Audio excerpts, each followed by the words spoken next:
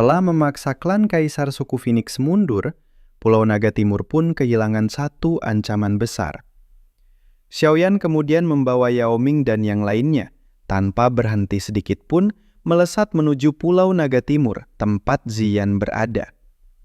Namun setelah terbang dengan kecepatan penuh selama puluhan menit, Xiaoyan yang berada di garis terdepan tiba-tiba berhenti dan menoleh ke arah kedalaman ruang hampa di sebelah kiri.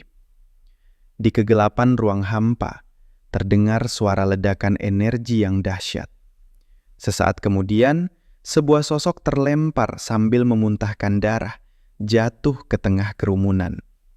Di udara sekelilingnya, melayang lebih dari 10 sosok, masing-masing memancarkan aura kuat, jelas bukan orang biasa. Terutama 2 orang tua di antaranya, yang meski auranya tampak tenang, namun menyembunyikan tekanan mengerikan. Jelas mereka adalah ahli puncak tingkat Bansheng. 3 Pulau Naga. Kalian benar-benar berani. Berani menyerang Kaisar Naga. 7 atau 8 sosok yang terkepung itu, sebagian besar telah terluka parah. Di tengah mereka tampak 2 wajah yang sangat familiar. Setelah diperhatikan dengan saksama, ternyata mereka adalah He Qing dan Tetua Zuli, orang-orang yang pernah beberapa kali membantu Xiaoyan. Dari kelompok itu, hanya mereka berdua yang relatif masih utuh, namun ekspresi mereka sangat muram. Mereka awalnya sedang berpatroli. Baru saja kembali, mereka mendapat kabar bahwa 3 Pulau Naga besar menyerang Pulau Naga Timur, sehingga mereka segera bergegas pulang. Namun di tengah jalan, mereka justru dihadang dan diblokir. Pasukan Pulau Naga Timur langsung bentrok dengan pasukan 3 Pulau Naga. Sayangnya pihak lawan memiliki 2 ahli Bansheng tingkat tinggi, sehingga mereka dengan mudah dipukul mundur. Seorang tetua berjubah perang melirik Tetua Zuli dan mencibir dingin. Zuli, 3 Raja Naga lah yang merupakan garis keturunan sejati. Kaisar Naga palsu yang kalian dukung itu ingin menyatukan 3 Pulau Naga? Terlalu naif. Ia adalah salah satu pemimpin pasukan dengan kekuatan Bansheng tingkat puncak. Di sampingnya, seorang tetua bermuka merah melambaikan tangan dengan tidak sabar. Qian Xuan, jangan buang waktu dengan orang tua ini. Cepat habisi mereka. Perlawanan Pulau Naga Timur lebih sengit dari perkiraan. Kita harus segera kembali. Melihat ini, He Qing memaki dengan marah. 2 bajingan tua, kalian ingin memusnahkan Pulau Naga Timur? 3 Pulau Naga tak punya kemampuan itu. Tunggu saja sampai Kaisar Naga dewasa. Kalian semua akan mati. Tetua bermuka merah mencibir. Itu tergantung apakah kalian masih punya waktu. Ia lalu menepuk telapak tangan dari kejauhan. Meskipun He Qing telah mencapai puncak Dozun bintang 8, bagaimana mungkin ia mampu menahan serangan Bansheng tingkat tinggi? Dalam satu telapak tangan, jubah He Qing hancur, darah muncrat keluar. Benar-benar tak tahu diri. Berani kurang ajar pada Tetua Wen? Tetua bermuka merah mencibir dingin. Bunuh mereka semua. Jangan sisakan satu pun. Tetua Zuli meraung marah. Berani kau? Ia menghantamkan satu tinju. Energi Douqi yang luas berubah menjadi naga raksasa sepanjang 100 meter, mengamuk dan menerjang tetua bermuka merah. Menghadapi serangan itu, tetua berjubah perang langsung mengembang, berubah menjadi wujud setengah manusia, setengah naga. Ia mengaum keras dan menghantamkan tinju, menghancurkan naga energi tersebut. Zuli, kekuatan kita setara. Kau masih terluka. Bagaimana mungkin melawanku? Tetua setengah naga itu muncul secara aneh di atas Zuli. Cakarnya yang besar mengoyak udara dan mencengkeram ke bawah. Zuli menggertakkan gigi dan bertabrakan keras dengannya. Di sisi lain, tetua bermuka merah dengan senyum dingin terus menyerang. Setiap ayunan lengan bajunya membuat seorang prajurit Pulau Naga Timur terlempar mundur. Jubah hancur, lalu dikepung dan ditangkap oleh pasukan 3 Pulau Naga. Melihat satu persatu anggota klannya tertangkap, mata Dicing menyala oleh amarah. Hari ini aku akan bertarung sampai mati denganmu. Ia melesat seperti kilat ke arah tetua bermuka merah. Yang terakhir hanya mencibir. Kekuatan serangga berani menantangku.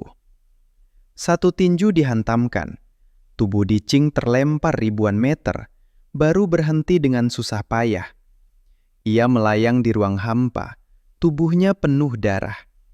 Jika bukan karena tubuh fisiknya yang luar biasa kuat, satu pukulan itu sudah cukup menghancurkannya menjadi debu.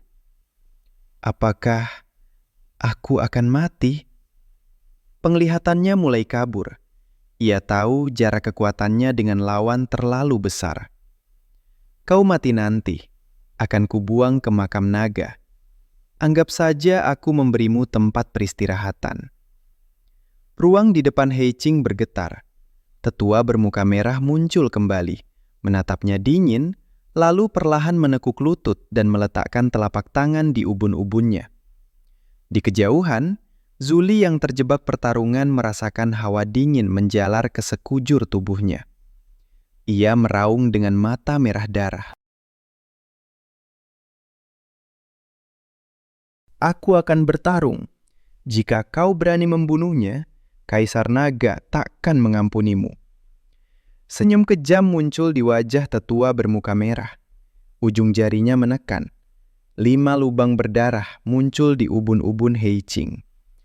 Namun tepat saat ia hendak menghancurkan kepala Heiqing sepenuhnya, sebuah telapak tangan dingin tiba-tiba, tanpa suara, mendarat di ubun-ubunnya. Bersamaan dengan itu, suara pelan terdengar di telinganya. Kau bilang, siapa yang lebih cepat? Kau menghancurkan kepalanya, atau aku? Tubuh tetua bermuka merah langsung membeku.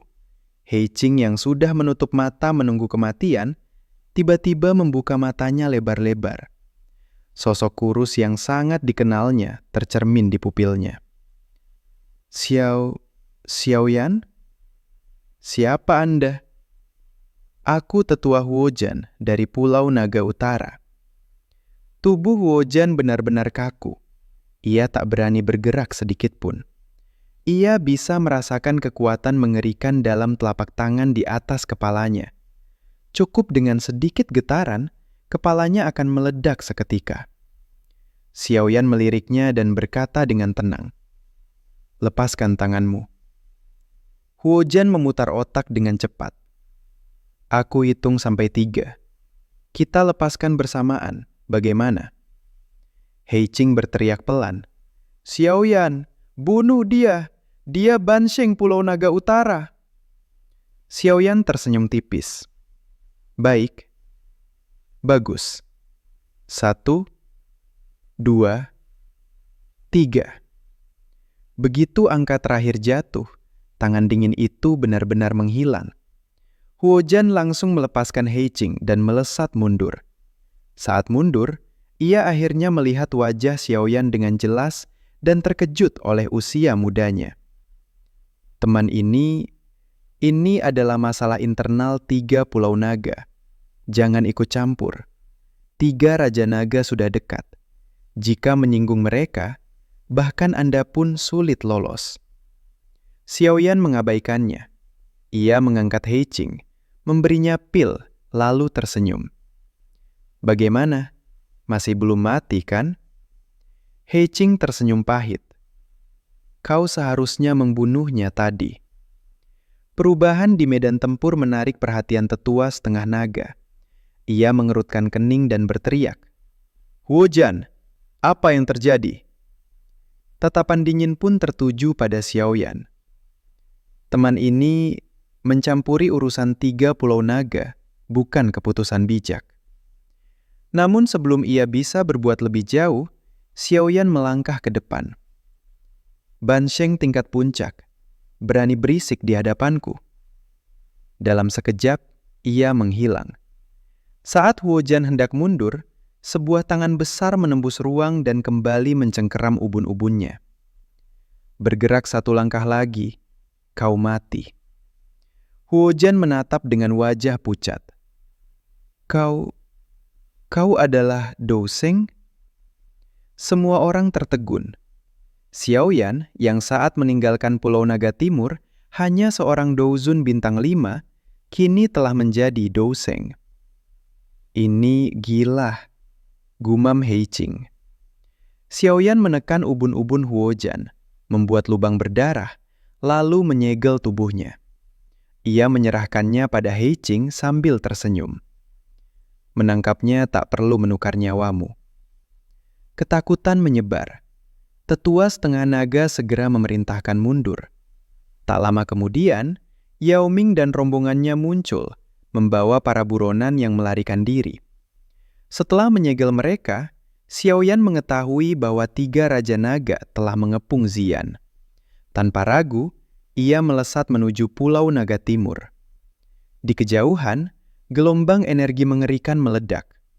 Di dalam cahaya seperti matahari, Xian bertarung sendirian melawan 3 Raja Naga. Melihat itu, mata Xiaoyan menyala. Sekarang, giliranku.